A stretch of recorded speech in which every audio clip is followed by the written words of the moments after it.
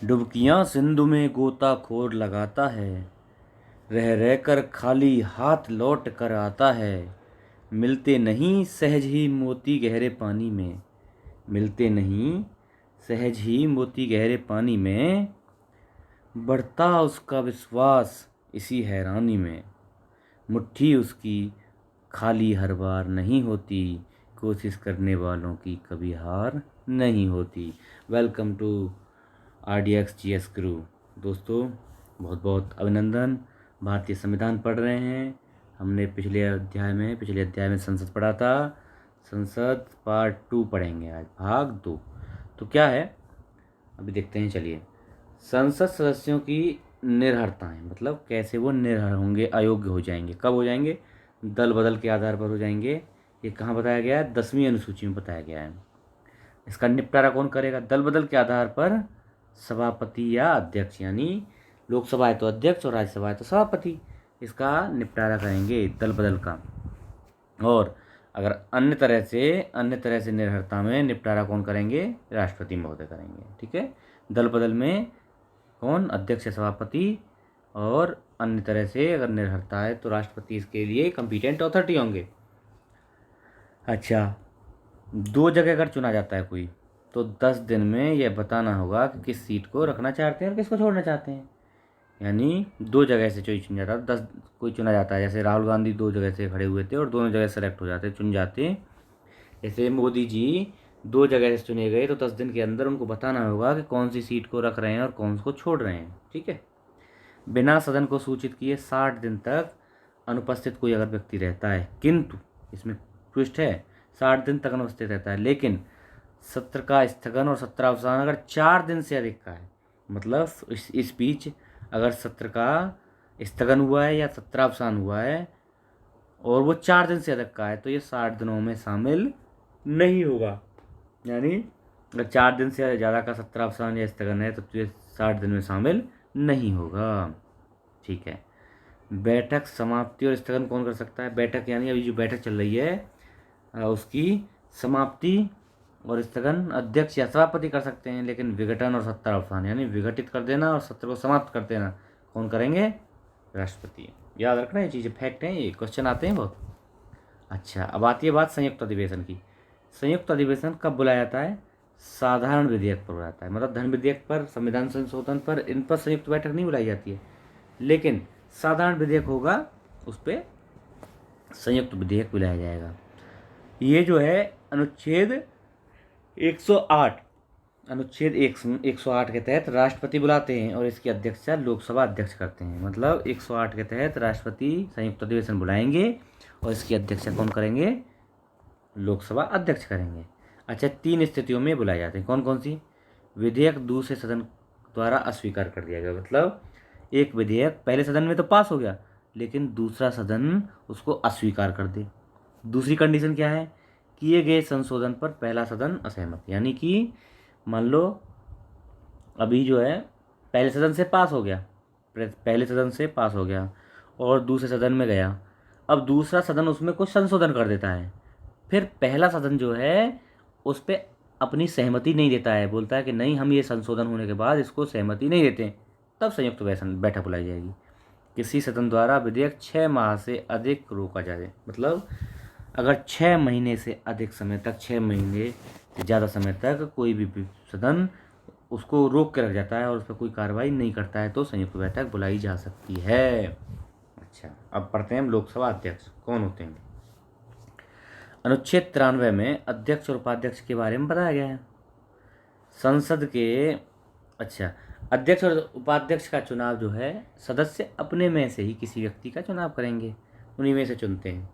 और संसद सदस्य के रूप में शपथ लेता है, मतलब ये जो हैं संसद सदस्य के रूप में शपथ लेते हैं, अध्यक्ष के रूप में शपथ नहीं लेता, यानी संसद सदस्य के रूप में ही शपथ लेगा।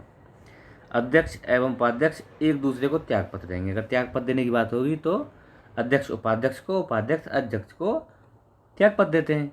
पद से हटाना, लोकसभा के समस्त सदस्यों के विशेष बहुमत से पारित संकल्प द्वारा। अब देखो, पद से हटाना बहुत कठिन है। विशेष मतलब 2/3 बहुमत से सभी समस्त सदस्य, लोकसभा में जितने भी सदस्य हैं उनके 2/3 बहुमत से पारित संकल्प के द्वारा लोकसभा अध्यक्ष को पद से हटाया जा सकता है। और इसकी उन्हें अगर ऐसी कार्रवाई शुरू होगी तो 14 दिन पूर्व सूचना दी जाएगी, जैसे राष्ट्रपति और उपराष्ट्रपति को दी जाती है। ठीक है। शक्तियाँ और कार्य क्या क्या होंगे? सदन की कार्रवाई करवाना, संचालन करना, स्थगन कराना, ये सब उसके। कार्रवाई, संचालन, स्थगन। मत बराबर की स्थिति में निर्णायक मत देना, निर्णायक मत देते हैं लेकिन ऐसे मत नहीं देते। धन विधेयक का प्रमाणन करना, यानी अंतिम निर्णय होगा, यानी कोई विधेयक धन विधेयक है या नहीं है इसका प्रमाणन कौन करेगा? लोकसभा अध्यक्ष करेंगे। अच्छा, जब लोकसभा में हटाने का संकल्प चल रहा हो तो प्रारंभिक मत दे सकता है किंतु निर्णायक मत। देखो इसमें ये बहुत बड़ा ट्विस्ट है। मतलब क्या है, नॉर्मल स्थिति में लोकसभा अध्यक्ष अपना निर्णायक मत देते हैं, नॉर्मल मत नहीं देते हैं, लेकिन अगर लोकसभा में उसे हटाने का संकल्प चल रहा है, हटाने की कार्रवाई चल रही है, तो वह क्या है, फिर वो निर्णायक मत नहीं देंगे बराबर होने की स्थिति में, लेकिन अपना नॉर्मल मत दे सकते हैं। वो एक नॉर्मल सदस्य हो जाएंगे, फिर वो पीठासीन नहीं रहेंगे और अपना नॉर्मल मत देंगे, लेकिन निर्णायक मत नहीं देंगे। ठीक है, याद रखना। अच्छा, प्रथम लोकसभा अध्यक्ष कौन थे? जीवी मावलंकर। और प्रथम लोकसभा उपाध्यक्ष कौन थे? अनंत शयनम आयंगर। लोकसभा की प्रथम महिला अध्यक्ष कौन थी? मीरा कुमार। और लोकसभा में एसटी से अध्यक्ष, मतलब एसटी से आने वाले अध्यक्ष कौन थे? प्रथम एसटी अध्यक्ष पीए संगमा। और वर्तमान अध्यक्ष कौन है? ओम बिरला जी। चलिए, आपातकाल में संसद अनुच्छेद 250 के द्वारा राज्य सूची के किसी विषय पर भी कानून, मतलब देखो हमने पढ़ा था कि संसद अगर 249 के तहत अगर संसद 2/3 बहुमत से कोई संकल्प पारित कर दे तो राज्य सूची के विषय पर संसद कानून बना सकती है। लेकिन अगर आपात स्थिति है तो 250 ये बोलता है कि किसी भी विषय पर राज्य सूची के पर संसद कानून बना सकती है। अच्छा, 253 क्या बोलता है? अन्य देशों के साथ संधि और समझौते। मतलब अगर 253 बोलता है कि अन्य देशों के साथ संधि या कुछ समझौते करने हैं तो 253 के तहत राज्य सूची के विषयों पर भी संसद कानून बना सकती है। अच्छा, कोई अलग चीज़ देख लेते हैं। सरकारी विधेयक क्या होता है?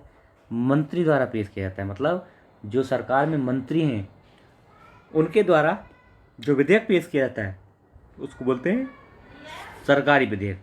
1 सप्ताह पूर्व पेश किया, मतलब 1 सप्ताह पूर्व पेश करने की अनुमति ली जाएगी। मतलब जो ऐसे सरकारी विधेयक होंगे ना, ये मंत्री द्वारा ही पेश किए जाएंगे, लेकिन इसकी 1 सप्ताह पूर्व अनुमति ली जाएगी। किससे? अध्यक्ष साहब से। अच्छा, अब गैर सरकारी विधेयक या निजी विधेयक क्या होते हैं? गैर सरकारी और निजी विधेयक ये क्या होते हैं? किसी अन्य सदस्य द्वारा, मतलब कोई भी मंत्री को छोड़कर कोई भी अन्य एमपी संसद में कोई विधेयक पेश करता है।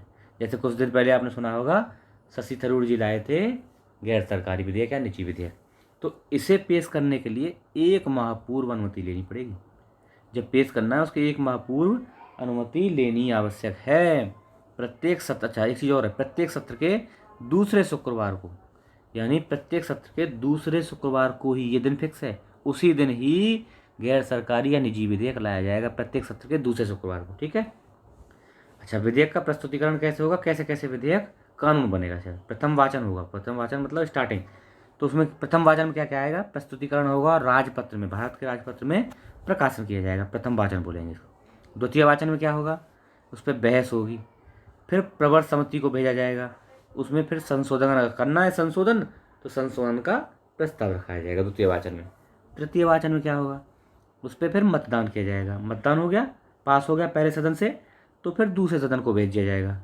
दूसरे सदन में वही सेम प्रोसेस, पास हो गया दूसरे सदन से भी, तो फिर राष्ट्रपति को भेजा जाएगा और राष्ट्रपति इस पर क्या कर सकते हैं? स्वीकृति दें, अस्वीकृति दें या पुनर्विचार के लिए वापस कर दें। तो इनमें से कुछ भी वो कर सकते हैं। इस तरह से अगर राष्ट्रपति से स्वीकृति देते हैं तो ये विधेयक क्या बन जाएगा? ये बन जाएगा अधिनियम बन जाएगा, एक्ट बन जाएगा। ठीक है। अच्छा, अब धन विधेयक क्या होता है? अनुच्छेद 110 में धन विधेयक के बारे में बताया गया है। अनुच्छेद याद रखना 110, और वहीं वित्त विधेयक 117 में है। क्या होता है? वित्तीय विषयों से संबंधित, जैसे करारोपण करना। करारोपण में क्या आता है? मतलब कर लगाना या हटाना आदि, या लोक व्यय एवं संचित निधि से व्यय, आय, इससे संबंधित जो भी चीज़ें होंगी ना, वो सब क्या आएंगी? धन विधेयक में आएंगी। और वित्त विधेयक क्या है?